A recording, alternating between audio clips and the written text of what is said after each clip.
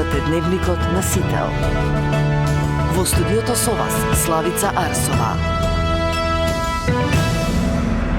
Добро вечер и добро дојдовте. Благодарам што го гледате Дневникот. На почеток настаните на денот.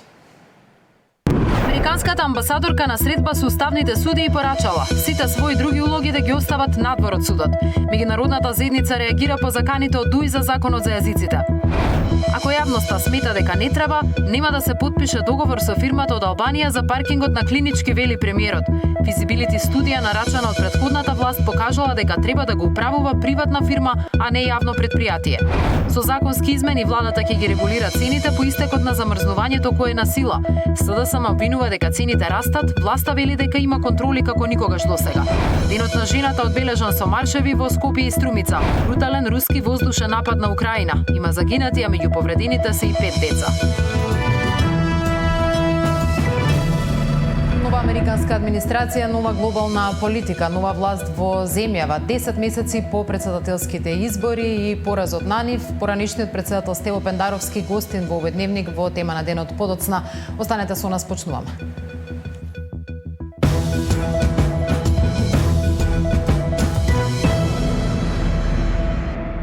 Американската амбасадорка Анџела Агелер на средба со уставните судии побарала тие да бидат само судии и да одолеат на политички притисоци.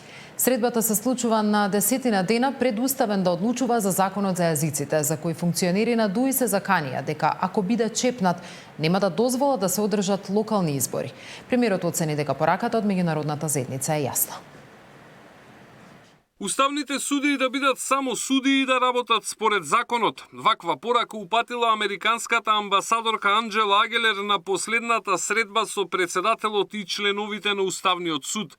Амбасадорката Агелер ги охрабри судиите да одолеваат на било какви влијанија и притисоци во постапувањето и кога ќе влезат на седница да ги остават настрана сите останати улоги, а пред се да бидат уставни судии, се вели во соопштението кое вчера по средбата го испрати судот. Пораката на Агелер ја слушнале сите 9 уставни судии. Меѓу нив били и двајцата етнички албанци кои ја бойкотираа последната седница на судот кога тој реши да поведе постапка за законот за јазиците. Посетата на Агелер на Уставниот суд доаѓа на помалку од 2 недели пред закажаната јавна расправа за законот за јазиците и во време кога ДУИ отворено се заканува дека одлуката на судот може да предизвика дестабилизација на државата преку попречување на одржувањето на локалните избори. Премиерот вели дека не знае што разговарала Агелер со уставните судии, но според него пораката е јасна. Тоа е порака од можеби од американската амбасада дека е недозволено мешање во судската власт, нешто што за Демократската унија за интеграција можеби и е непозната работа. Раководството на ДУИ минатата недела се закани дека ако уставен укине одредби од законот за јазиците, тие нема да дозволат да се постават избирачки кутии и ќе ги повикаат граѓаните на улица. ДУИ веќе протестираше со шатор пред уставен кога падна одлуката да се преиспитува законот.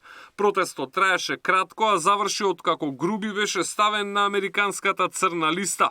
Уставен на 20 март треба да одржи подготвителна седница со повеќе експерти на која ќе се разгледуваат спорните одредби од овој закон. Конечната одлука се очекува кон крајот на мај или почетокот на јуни. Александар Спасовски, Сител телевизија. Премиерот го утврди тврдењето на јавниот обвинител Коцевски дека нема основа за негово разрешување. Вели дека силните аргументи ќе ги кажат претениците во собраниската постапка за негова смена. Коцевски вчера рече дека дополнително ќе се произнесе за сите точки од иницијативата за негово разрешување, но уверен е дека основа за постапката нема. Мицкоски го отфрли тврдењето на државниот обвинител дека нема основа за утврдување тешка дисциплинска повреда заради која се бара негово разрешување. Според премиерот, јавниот обвинител Коцевски имал демократско право на свое мислење, ама неговата досегашна работа, вели ќе ценат пратениците. Околу неговата работа досегашна, предпоставувам ќе имаат што да кажат тие кои што го бирале, а тоа се пратениците. Така што да почекаме да дојде предметот пред пратениците, па дури потоа можеме да коментираме што е тоа што ќе се разговара и ќе се дебатира и кои се тие аргументи со кои што практично ќе се оспорува или демантира изјавата или ставот на Коцевски. Јас можам мое мислење да кажам дека апсолутно не се сложувам со неговиот став и со неговото мислење, но тоа е само мое мислење, јас не одлучувам, одлучуваат тие што го бирале, тоа се пратениците во Македонското собрание. Предлогот за разрешување е веќе во рацете на Коцевски. Прочиталот и владата има сомнежи за судирни интереси, пристрасност и влијание, но смета дека тие не се основа за тешка дисциплинска повреда која се казнува со разрешување. Најави дека по предлогот на владата ќе се изјасни во законскиот рок од 15 дена.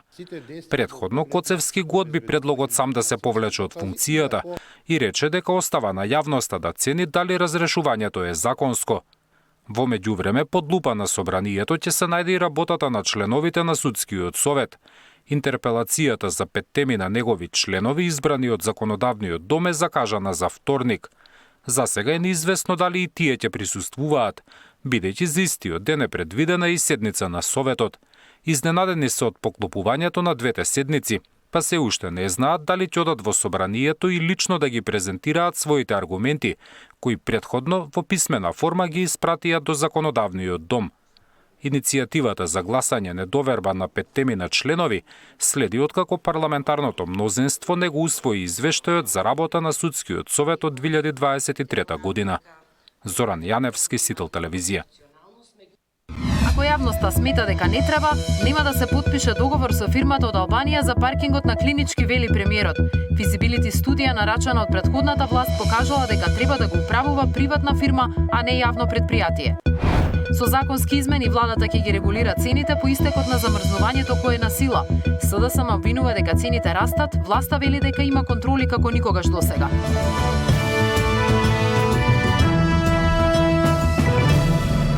Физибилити студија нарачана од претходната власт покажала дека паркингот во клиничкиот центар Мајка Тереза треба да биде менаџиран од приватен оператор. Но ако јавноста вели дека не сака да се потпише договорот, владата нема да го потпише, изјави денеска премиерот Мицковски прашан зошто наместо приватна фирма од Албанија паркингот на Клинички не го менаџира јавно предпријатие. Тој смета дека актуелниот сопственик на паркингот, Градски паркинг Скопје, нема капацитет да воведе ред со метежот што се создава со паркирањето. СДСМ пак смета дека изјавите на Таравари и на Мицковски за паркингот се доказ дека се подготвувал криминал, но и дека власта нема чувство за предизвиците со кои се соочуваат пациентите. Владата нема донесена одлука, ниту пак е потпишан договор со албанската компанија за паркингот на Клинички, вели премиерот Христијан Мицковски. Ако граѓаните не сакаат, нема ни да се потпише договорот со единствената пријавена компанија на повикот, но вели се е базирано на изработена физибилити студија од претходната влада. Ги повика Градски паркинг Скопје, кој сега стопанисува со паркингот, да направат ред бидејќи Клиничкиот не функционира. Одлука се носи врз основа на физибилити студија. Физибилити студијата така кажала. Ние не можеме да одиме спротивно од физибилити студија. Второ, распишан е оглас. Се јавила само една компанија. Иако критериумите се прилично широки. Трето, ништо не е потпишано, ништо не е завршено. Ја слушаме ние јавноста. Јавноста е незадоволна од сето ова што претходно го кажав, а тоа е согласно закон. Тоа не значи дека ќе биде потпишан договор. Одлука на влада нема, договор не е потпишан. Опозицијата обвинува дека позади договорот со албанската компанија Џока се крие огромен бизнес интерес. Скандалозно и срамно е што министерот за здравство е правда зголемината цена на паркирањето во Клиничкиот центар со цените во трговските центри. Ова е врв на безобразлукот, споредувањето на луѓе кои се борат за живот со потрошувачи во шопинг молови. Пациентите, меѓу кои лица заболени од рак и други тешки болести, немаат избор. Тие мораат да дојдат во Клиничкиот центар, а владата ги уценува со високи паркинг цени, велат од СДСМ. Алијансата на сила пак бара управувањето со паркингот да остане во рацете на Клинички центар како поефикасен начин за заштита на јавниот интерес. Искуството покажало дека кога паркинзите се управувани од приватни компании, често доаѓа до зголемување на цените и лошо управување. Со задржување на паркингот под контрола на Универзитетскиот клинички центар може да се обезбеди разумна ценовна политика во интерес на граѓаните. Реагираат од Алијанса. Приватниот оператор од Албанија, Джока Construction, е единствената компанија која се пријавила на повикот за јавно-приватно партнерство. Ако го добие договорот, речиси двојно ќе поскапи паркирањето на клинички од сегашните 30 денари, пациентите ќе плаќаат 50 денари на час, а за возврат на државата ќе треба да ја префрли само 1% од годишните приходи. Ивана Соколович, Најдова, Сител телевизија. Владата размислува за законски измени во однос на цените кои би стапиле на сила по истекот на замрзнувањето кое се спроведува во моментов. Премиерот вели дека цените се контролираат како никогаш досега. Во моментов пазарниот инспекторат анализира 30 предмети каде се опфатени сите големи ланци на маркети, 8 трговци добија клуч на врата 15 дена, а ќе треба да платат и парична казна затоа што не ги почитувале замрзнатите цени и ограничените марши. Од друга страна, опозицијата и денеска критикува дека цените се високи, а платите ниски. Владата и пазарниот инспекторат следната недела на состанок ја разгледуваат можноста за законски измени, кои треба да спречат поскапување на производите низ маркетите откако ќе се одмрзнат цените и маржите. Освен ова, ќе се разговара и за цените во аптеките и продавниците за бела техника. Премиерот вели дека се прават контроли како никогаш досега. Жестока е на контролата, како никогаш досега, епски жестока, робусна, и очекувам да дел од трговците наместо да нарачуваат платени пресконференции кај опозицијата, да се завртат кон самите себе и да им служат на граѓаните, бидејќи тие постојат за граѓаните и граѓаните се нивните потрошувачи. И наместо да подметнуваат текстови кај опозицијата која што таа ги чита на пресконференции, да стават прст на чело и да не се служат со трикови, туку да работат во интересот на граѓаните. Во моментов пазарниот инспекторат анализира 30 предмети каде се опфатени сите големи ланци на маркети. 8 трговци добија клуч на врата 15 дена, а ќе треба да платат и парична казна, затоа што не ги почитувале замрзнатите цени и ограничените маржи. Од друга страна, опозицијата и денеска критикува дека цените се високи, а платите ниски. Оваа влада не знае што значи да се преживува со 500 евра. Нивните функционери не знаат што е празен новчаник на 20 во месецот. Не знаат што е да се избира помеѓу храна, сметки и лекови. И затоа, кога работниците почнаа да бараат зголемување на минималната плата, ВМРО-ДПМН реши да ги нападне синдикатите, да создаде хаос и да одвлекува внимание со измислени приказни за политички координации. Но вистината е јасна. Единствената координација тука е помеѓу ВМРО-ДПМН и елитата. Нивниот приоритет не се работниците, туку газдите и елитата. ВМРО-ДПМН пак обвини дека Сојузот на синдикати ги одразува идеите на СДСМ. ВМРО-ДПМН обелодени дека Трендафилов бил на составоци со СДС и дека е во постојан дослуг со нив и со левица, а СДС излезе и призна. Сања Лукаревска од Собраниска сала за пресконференција јасно кажа дека се гледале со Слободан Трендафилов. Сите барања на Сојузот на синдикатите на Македонија се политички и ги следат тезите на СДС. Барањата на ССМ не се подкрепени со реалноста. Минималната плата треба да порасне месецов, а да биде исплатена во април. Според сегашните пресметки, зголемувањето ќе биде околу 2000 денари. Мартин Арсов, Сител телевизија.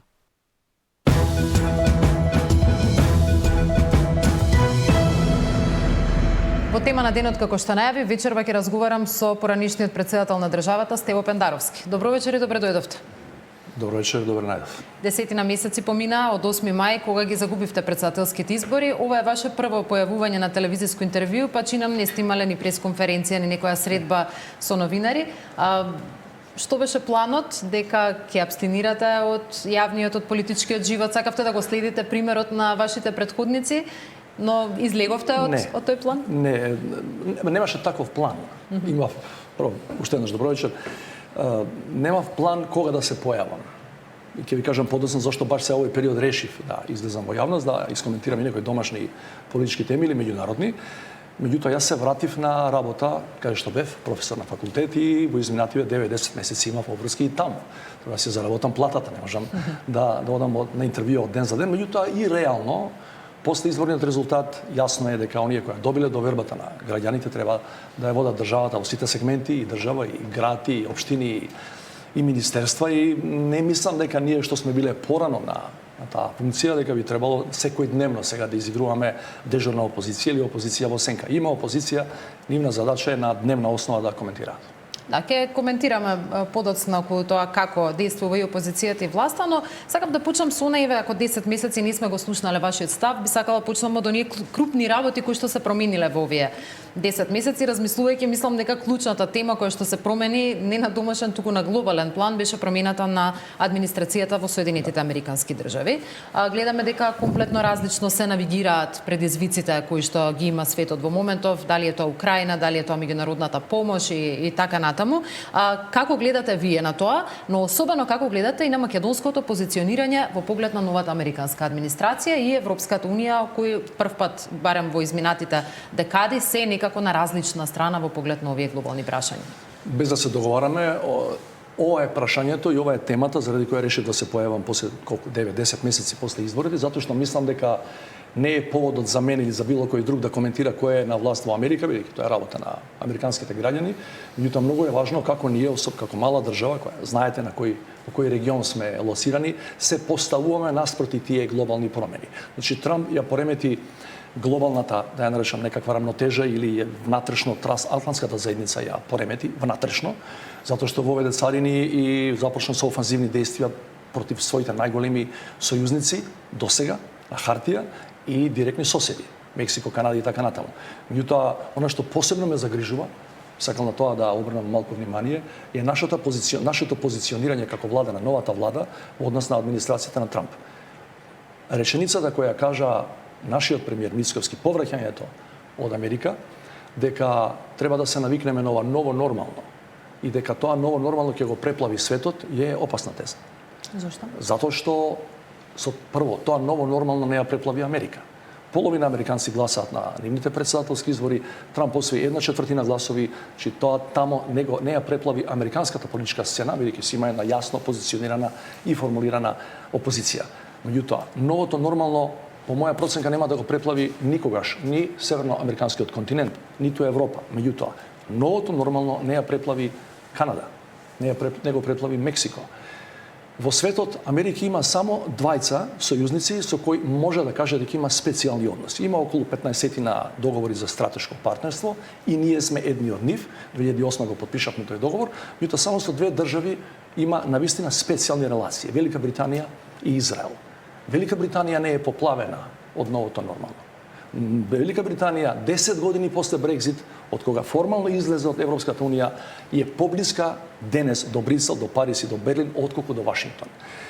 Ако тие држави, големи држави, Џорџа Мелони, која беше една од многу ретките политичари, кој беа поканети Иво Маро-Лаго приватно и на инаугурацијата, стварно беше на инаугурацијата на Трамп, ако таа е сега заедно со европските лидери на тие сеевропски самити, а има и приватни релации со Трамп, и политички релации, мислам дека ние како мала држава знаеме кои сме, каде сме лоцирани, баја ги треба да мислиме, два пати да мислиме, пред да застанеме како вели ние застанавме први до него и сега другите нека се редат позади нас. Не би истрчувал, бидејќи ние не сме светска велесила. Секој кој води македонската држава, председател, премиер, мора да знае дека ние сме мала држава, меѓу најмалите на Балканот.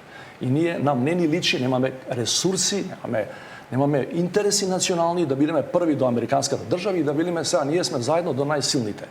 Значи, ако најголемите од групата G7, Јапонија исто така, ако тие не се наредија на рамо до рамо со Трамп после изборите, туку вагаат, мерат кои се нивните реални национални интереси, што со ваков председател на Америка можеш да постигнеш за себе и за својата држава, не можам да видам зошто е ова истрчување, знаејќи дека сме мала држава со многу сиромашни ресурси и со историја на државност од 33-4 години. Но ќе се сложите дека во моментов и не може да се предвиди како во иднина ќе се позиционираат останатите држави. Една работа која е Америка е премногу моќна држава на светската сцена, за да ние бидеме да тврдиме дека вака како што во моментов изгледаат работите, ќе остане таа поделеност или ќе остане отворениот спор помеѓу ставовите на Европската унија и на Америка. Гледаме дека се случуваат средби, Макрон беше во Вашингтон и тој диалог ќе мора да продолжи. Значи, јас не велам дека ние не треба да се дружиме со американците или да бараме поддршка од Америка. Јас само велам дека ние имаме два дела во таа Евроатлантска алијанса. Членки сме на НАТО, кај што и Америка и Канада. Меѓутоа, сакаме да бидеме членки во Европска унија. Ова не го врзувам со формалното членство, меѓутоа, приоритет стратешки на Македонија секој пат бил евроатлантската целосна интеграција. Сега по прв пат во историјата се случува да двете глави од двете страни на Атлантикот се раздвојуваат. Ќе видиме дали ќе оди и понатаму тоа. Можно е. Меѓутоа ние како мала држава не смееме да бидеме заедниот против другиот. Бидејќи другиот утре за утре големите ќе се договорат на некаков начин. Со царини, без царини ќе ни замерат. Овие против кои сме во моментов де факто. Вие не можете држава со 1,8 милиони луѓе да биде ко-спонзор на резолуцијата во Обединетите нации барабар со Америка, да не спомнувам дека од другата страна беа и Северна Кореја и Белорусија. Меѓутоа нам не ни е местото на големиот терен каде што се надпреваруваат големите. Ние треба многу внимателни да бидеме, многу внимателни. Го споменавте зборот ќе ни замерат. Мислам дека во македонската јавност има големи замерки кон тоа како Европа досега се беше поставена кон Македонија. И ако гледаме само вчерашното одлучување во поглед на помошта за Украина и како беше бајпасирано унгарското вето за таа помош, не може во македонската јавност да не се отворат тие прашања кога Европа сака, како наоѓа начин да заобиколи вето од една држава која што не се согласува со генералната политика на Европската Унија, а кога нема доволно интерес, како во случајот на Македонија, никогаш да не наоѓа начин да ги бајпасира непринципиелните барања. Ние тие сили и хариди на меѓународната политика сме ги искусиле. Прилично го имаме јадено на тој пат во наводници. Знаеме и со промената на името и со ова блокада која доаѓа врз потполно непринципиелни причини од страна на Бугарија, а е практично поддржана солидарно од другите членки на Европската Унија. Меѓутоа што можеме да направиме во момент? Што е известно во Вашингтон? Известно е дека имаме претседател кој е, како го нарекува, трансакционен. Колку ќе платиш, толку ќе имаш. Ако не платиш ти, ја не ти давам исто така ништо. Ако е тоа така, нели можеме да видиме што ние можеме да понудиме, го имаме спорот со Бугарија, не можеме да влеземе во Европа, што ние можеме да понудиме кај ваков Трамп, ваков претседател, во однос на Бугарија? Ништо. Ништо. Значи, гледате, Бугарија има далеку подобра стратешка позиција од нас. Позиционирање во моментов може да биде некаков фактор за да можеме да очекуваме некаква поддршка од САД, бидејќи вие знаете во НАТО не внесе Америка и вие самиот сте рекле дека била имала значајна улога и за доближувањето кон ЕУ, иако не е дел од ЕУ Америка. Слајце, знаете што, во меѓународната политика едно се личните познанства, вие може да сте другар. Борис Трајковски беше личен пријател со Џорџ Буш.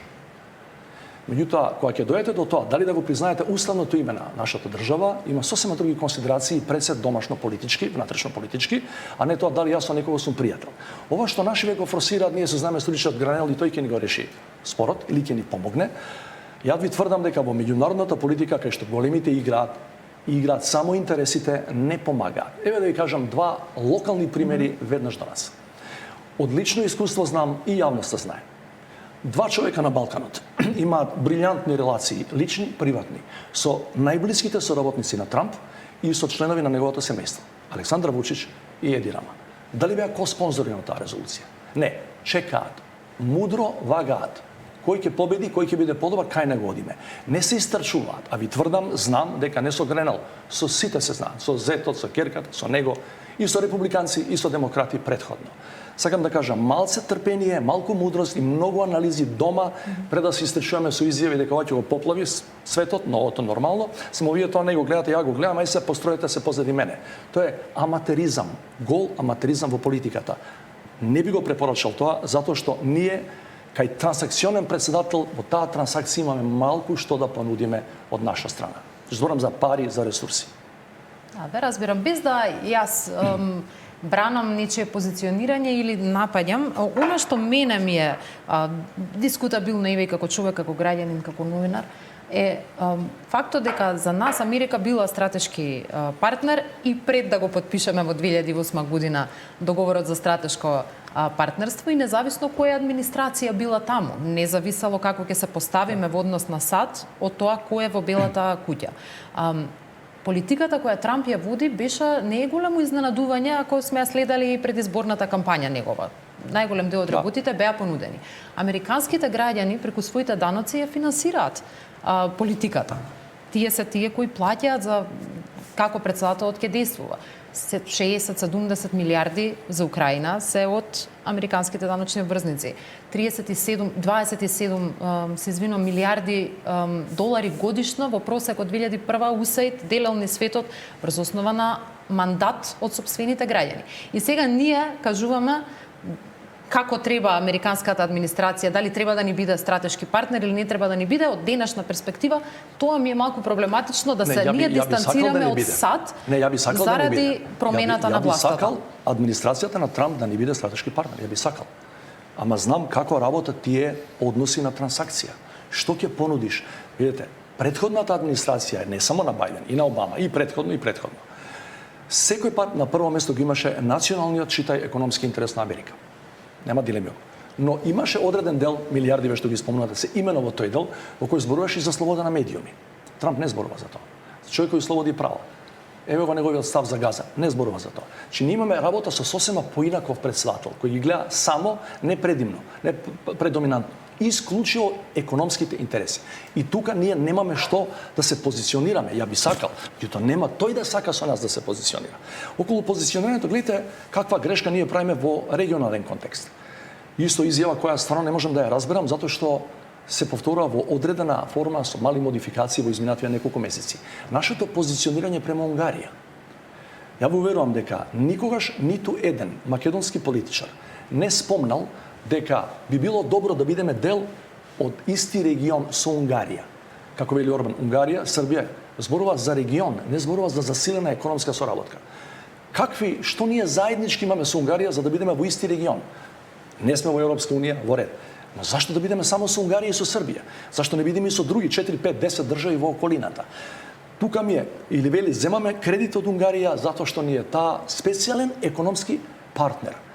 Зашто само со Унгарија специјален економски партнер? Зашто не бидеме со Словенија? Зашто не со Швајцарија? Се плашам дека за тоа форсирање на лични релации, претходни релации, јас знам, 2012 година нашиот тогашен председател го има одликуван Орбан. И тогаш се употребувани слични фрази. Меѓутоа, верујте ми, не можам да преминам преку зборовите или самиот да ги изговорам дека Виктор Орбан зборот му тежи како планина и дека тоа е човек со интересни идеи и вредности кои ние треба да ги споделуваме и поддржуваме. Тој човек е во Европа последниот автократ. Не би требало, као држава која нема доизградена демократија, да велиме дека од него ќе учиме и дека тој ќе не внесува во некаков нов регион во кој ќе биде супер демократија. Тој е човек, тој е единствениот премиер кој бил на власт во изминативе 20-30 години, од кога е измислен терминот и либерална демократија, кој вели да, во мојата држава јас формирам, спроведувам, поддржувам неслободна демократија. Не ни треба такви примери. Ние не гледаме пресликување на такви политики се уште во Македонија. Сега економска соработка е нешто друго. Сакам да се вратам на прашањето околу Европа и разочараноста тука. Веројатно е логично и за очекување и аналитичарите тоа го посочуваат да оваа влада барем во овој период даде одреден сигнал до Европската унија дека се менува политиката и во земјава и оние услови кои што биле прифатени во минатото не може да се испорачаат во моментов за да продолжиме на евроинтегративниот пат. Вие веќе го гледате тоа 10 месеци, па Бугарија воопшто не е ни тема во нашето општество, уставните измени не се тема. Може ли од оваа временска дистанца да кажете дали го чувствувате како грешка сето она што беше прифатено во периодот пред промената на власта и колку ве чинеше тоа? Гледаме колку не чини. Остануваме надвор од Европската унија. Значи имаме блокада која не можеме да ја помрнеме. Меѓутоа јас тврдам дека она што требаше условно кажано да го наречеме цена да ја платиме бугарите во устав во однос на она што беа бројни и апсолутно неприфатливи надвор од умот барање на бугарите за јазикот, за нашиот идентитет и за тоа дека овде имало администрација, не окупација, тоа се исчезна и во крајна линија го имаме само овој услов. Во ред, надвор сме, меѓутоа, оваа владина коалиција и албанскиот партнер кој е сега во влада, не само најголемата партија, дојдоа на власт велики дека ние или ќе направиме бољи договор, или ќе направиме поддршка од Европска унија за одложено важење на уставните промени. Не гледаме дека било кој тоа го поддржува. Добро, не гледаме уште дали тоа може да се случи. Така треба да дадеме еден разумен рок во кој може таа дипломатија да профункционира. Јас не сум сосем отиден во пензија. Значи имам комуникација на дневна основа и со неколку битни амбасади овде во Скопје. Некои од нив ми тврдат дека од премиерот или од министерот за надворешни работи им ги уверуваат дека наредниве неколку месеци, прецизно велат, 3-4 месеци ќе биде доволно за новата администрација на Трамп да ни го реши проблемот со Бугарија. Че тоа е повторно велам тежок политички аматеризам ако веруваат дека Трамп, таков како што го знаеме, ќе има поим и ќе има желба и ќе има национален интерес на Америка да го решава проблемот со Бугарија и со Македонија. Добра, простете сега, ние и многу пати сме се интервјуирале кога бевте актуелен председател и не сакам да ги повторувам дел од тие аргументи, меѓутоа кога велите аматеризам е да се надеваме на американска помош, нели е аматеризам да прифатиме нешто кое што не може да го спроведеме затоа што немаме мнозинство во парламентот и сега да бидеме во оваа ситуација дека ние можеби никогаш нема да имаме такво мнозинство кое ќе го прифати она што вие како председател и тогашната влада сте го подпишале и прифатиле. Ние, само да ја потсетам, ако го знаете, ние сега имаме такво мнозинство. Претходната влада немаше 2/3 мнозинство. Овие имаат и повеќе од 80 пратеника, ако треба. Бидејќи ни еден од албанските пратеници нема да спори. Тоа е мнозинство против, а не мнозинство за. Против, меѓутоа, кога ги соочувавме аргументите, зошто сте против? Велеа дека само како бугари можеме да влеземе во Европска унија. И ова другото, спрема Преспа никогаш Северна само Македонија. После влегувањето во канцелари, тоа е доаѓањето на власт, и председателката, и премиерот, Република Северна Македонија и така натаму и така. Па добра, не се повторува тој термин папагалски, а сепак се смета дека се почитува Преспанскиот договор. Ке се согласите, ние не ги слушаме секојдневно визија, значи се нашол некој модалитет во кој што ќе остане важноста затоа што не може да биде поинаку, а сепак да не мора папагалски дури да се поправат меѓу себе на пресконференција. Не мора, во ред, ја тоа не сум го правил. Тие што го правиле нека се дообјаснуваат. Меѓутоа политичка травестија е да кажувате дека Преспанскиот договор ја закопува македонштината на 1000 начини пред да бидете на власт, кога ќе дојдете на власт како премиер да кажете дека е мастерпис, дека е ремек дело на дипломатијата. Тоа беше иронично, председател.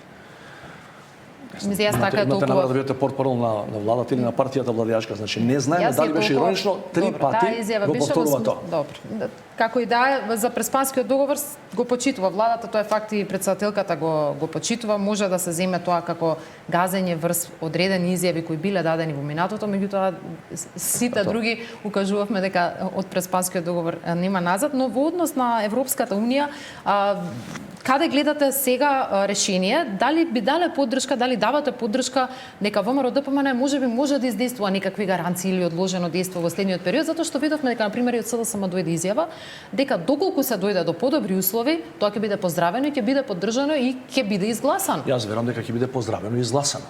Значи еве јас како поединец, а не стојам за ниедна политичка партија или структура. Јас ви кажам одва и чекам да се добие мнозинство или консензус целосен во ЕУ и да речат во ретје. Сменете го сега уставот, ќе важи не знам после колку години кога ќе влезете во ЕУ. Одва и чекам. Ама не гледам дека било кој друг. Да бидеме реални. Еве да анализираме на кратко. Виктор Орбан, нашиот стратешки пријател и во овој момент веројатно најголемиот пријател на Македонија во светот.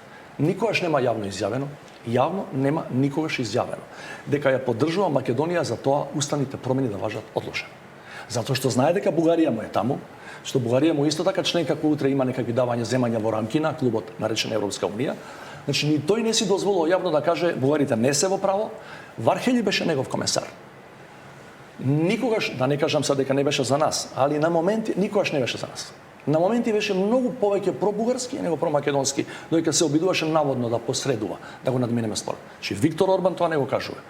Тајте, кажете ми дека има 23-4 земји кои викаат одлична идејата, како не ни текна, гласаме.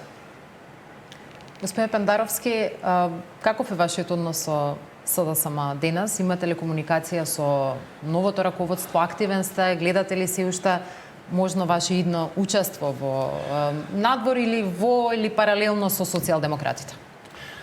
Јас се знам, да речеме, со новото раководство, освен неколку млади деца, сега да не ги навредам со изразот, кој не ги познам на вистина, меѓутоа со Филипче, уште додека беше министер, во една од владите на Заев, со пратеничката група Оливер Спасовски и Славјанка, кога беа министри, имавме коректна соработка во сите тие години.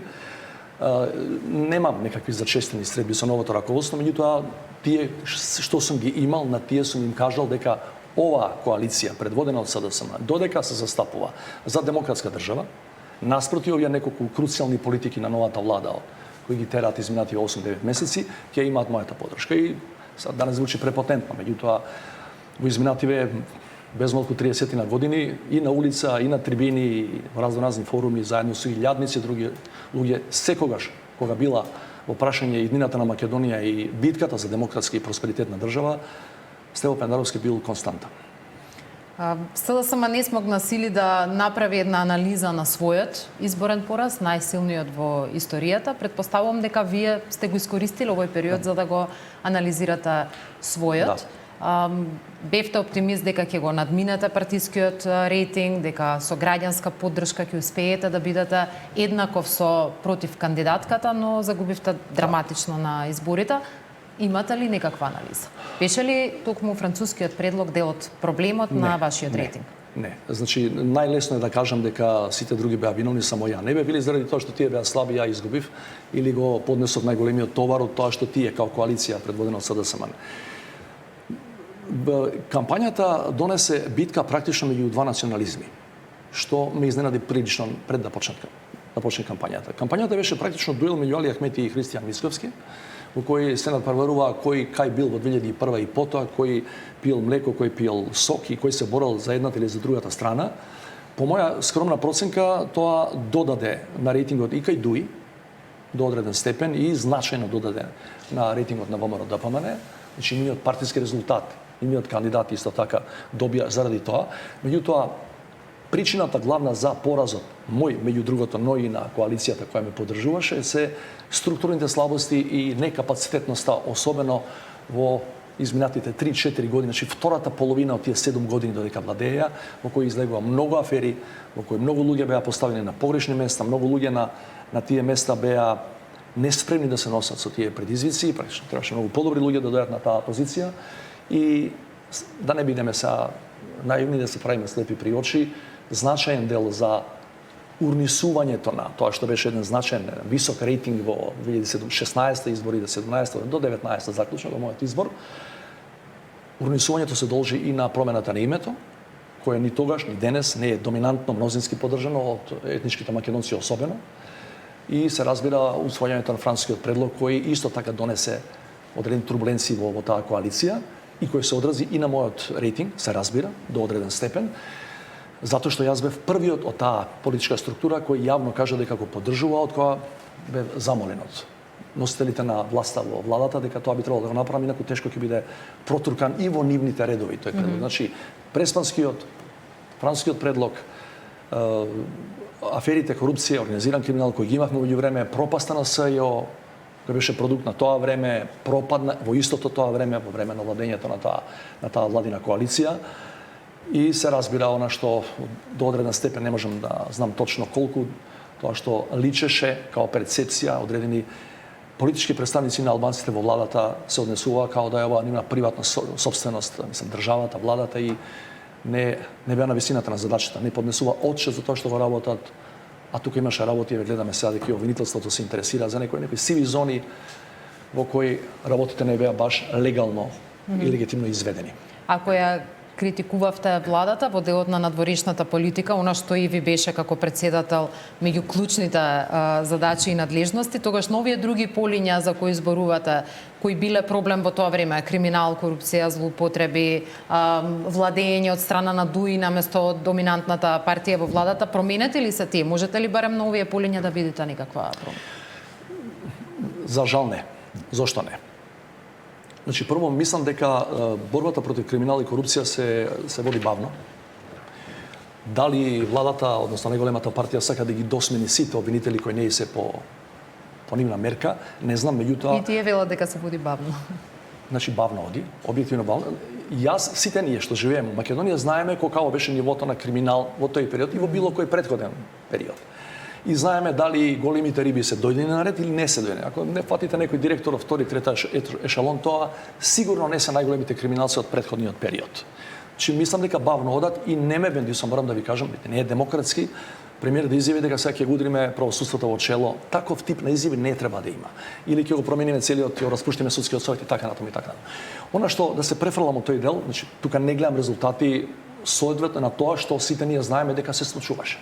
И тоа јас сум го детектирал. Ја имам една драматична пресконференција во август, чинам 2019-та, кога беше апсена Кати Сајанева. И ја реков, буквално темелите на правната држава се тресат. Што прави обвинителство, судство, што чекаме? Така што. Меѓутоа, ако дозволите две реченици, ономо кај што не сум компетентен, не сум стручен, во делот на економијата и кај што најмногу ме изненади оваа владина коалиција. Бидејќи ја го памтам времето кога беше претходното ВМРО на власт, со Никола Груевски како премиер, че тие првиот ден кога дојдоа 2006 на власт има економски концепт. Можеме да го спориме. Јас сум бил еден од првите кои не во економијата, но генерално сум го критикувал јавно поприлично Никола Груевски, и тоа во економијата имаше, пример, имаше Инвести Македонија, имаше рамен данок, имаше коплена даночна реформа, имаше doing business, кај што имаше бирократска, како се рече, административна гилотина. Имаше во еден момент 39 економски промотори низ Европа и низ светот. Даваше представа да $500,000, пола милион долари даваше на CNN да се инвестира, доаѓајте во Македонија и инвестирајте од целиот свет. Ова влада не гледам дека оди стихино и се подпира на унгарскиот кредит кој беше земен пред да знаеме за што ќе го употребиме. Добрва, сега треба да го распределуваме. Граѓаните веројатно знаат дека 4-5 месец веќе плаќаме камати, а доправо чекаме апликација од општини и од бизнес заедница да почнеме конечно да ги делиме тие пари. Во економијата обично оди обратно. Ти треба нешто дома или во фирма, велиш ке земам толку и толку заем, гасификација ли е, земјоделие ли е, зелена Македонија ли е. Овие ги земаа парите и после тоа рекоа елате сега кај нас на шалтер да ни кажете што би правеле со овие пари. Ајде да видиме, вие имате и претходно давано изјави кои што велите дека треба да се дава шанса во контекст на претходната власт, дека треба цел мандат за да се мерат резултатите. На почеток сме се надам дека почесто ќе има во јавноста како поранешен претседател, кога следиме еве американското искуство, барем до сегашното, поранешните претседатели се многу активни во општествениот живот со нивни позиции и ставови за актуелните теми, така што благодарам што вечерва ги споделивте вашите. Благодарам за поканата.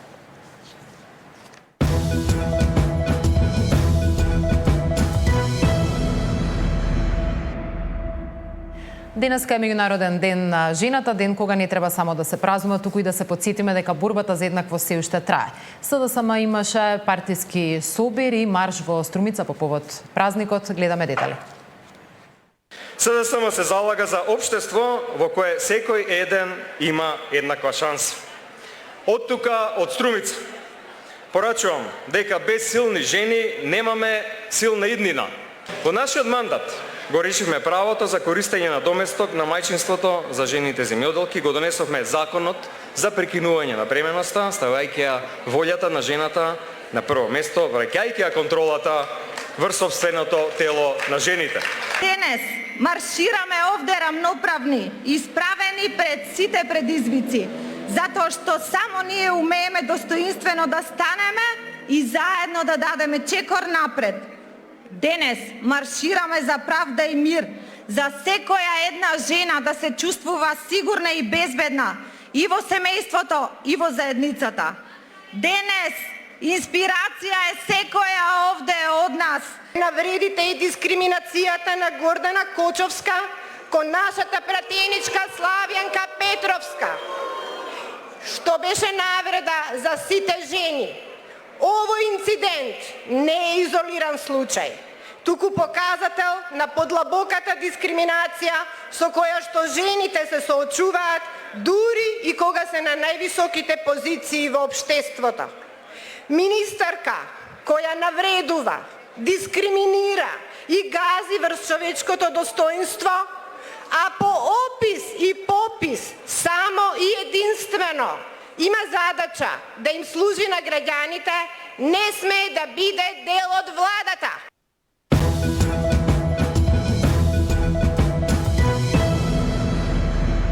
Во продолжение вести од спортот во избор на Игор Трпевски. Попладне во втората македонска фудбалска лига беа одиграни